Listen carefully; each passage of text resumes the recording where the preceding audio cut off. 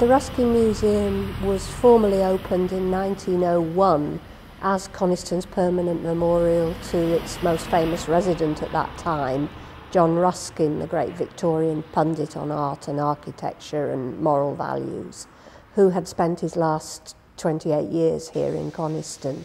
Basically, the museum has always told the story of Coniston. Donald Campbell came with his parents in 1939, and in fact it was Donald Campbell who named the new boat. Sir Malcolm had broken the water speed record 3 times on the Swiss-Italian lakes in 1937 and 1938, and he decided he could go faster, so he commissioned a new boat from Vosper's. That began the relationship with Coniston.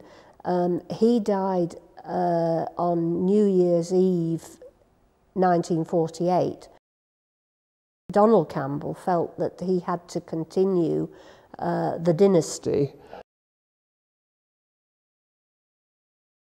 Bluebird K7 had very strong northwest links.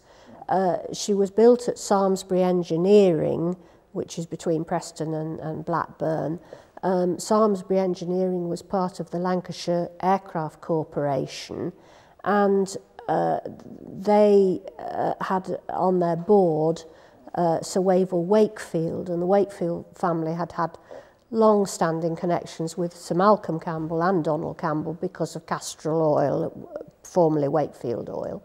The mainframe of Bluebird K7, which was very much a sort of aircraft construction, was made at Accles and Pollock in Nelson, and a lot of the body fabrication was done at Samlesbury.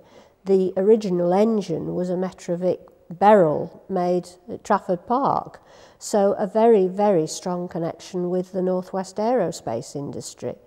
A lot of companies that sort of got subsumed eventually into BAE Systems. Donald Campbell is a sporting hero, an icon.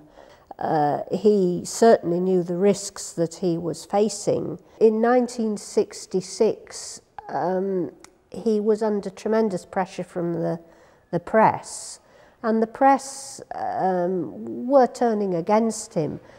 Some of them were sort of saying he'd lost his nerve, not realising that he couldn't make a record attempt when the sea was running, and also not really being sympathetic to the fact that there were a lot of technical problems with Bluebird. Donald Campbell sadly crashed and was killed. He was a very great patriot. The whole idea was to promote British engineering and the excellence of British engineering, the supremacy of British engineering.